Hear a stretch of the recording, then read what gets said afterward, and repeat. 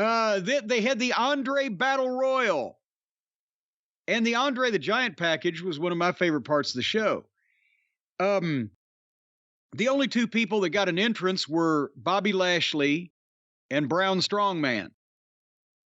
And everybody else was just... Braun Strowman, for those unaware. Yeah, and everybody else was just, out there in the ring. And then during the break in between Lashley and Strongman, they have a shot of the Great Muta's dressing room with the Great Muta's name on the door. And a production guy opens the door and comes out wiping green mist off his face. Oh, that Muta. And they say, the Great Muta's here tonight for the Hall of Fame. What wacky Muta. He's always up to things like that. That's the kind of shit. If it'd been Baba, he would have cut the fucking working agreement off again. So anyway, that wacky misting Muta. And then we never saw Muta on this show. That wacky misting Muta. Wacky misting Muta. A wacky waving arm inflatable misting Muta is available at Target.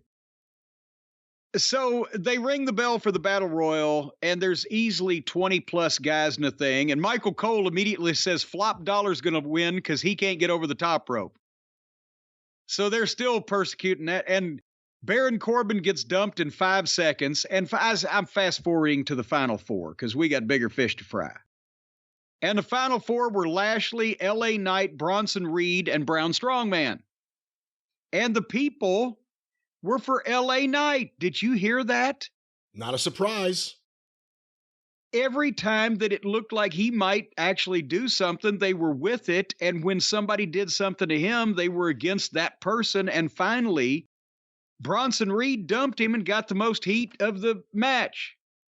And people were genuinely not happy about it. If he shows up tonight for night 2 of WrestleMania, he'll get a monster pop.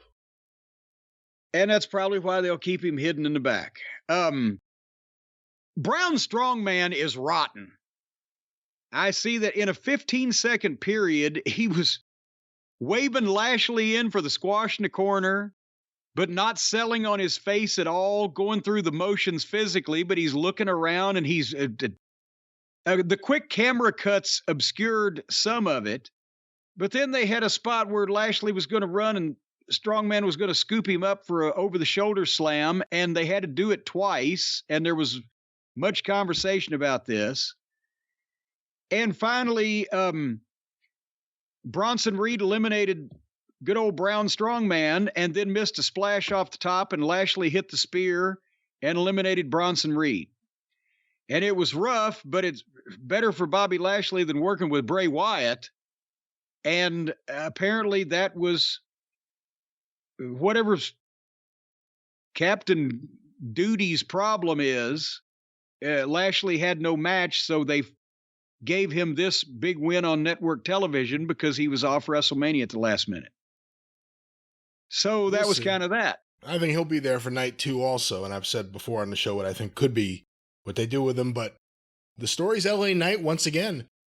Everything they had done with this guy, now we're talking months where people should have given up on caring about him. But they like his catchphrase, he does a good promo, his matches are good, he beat Rey Mysterio last week. They got it, like time's running out. You have to do something with him if you're going to do something with him, and you should right now. Yeah, well, and sympathy about bad booking only lasts so long, because right now the people are like, well, fuck them. We're going to still cheer for LA. But then if just over and over they don't see anything, they will tire of that.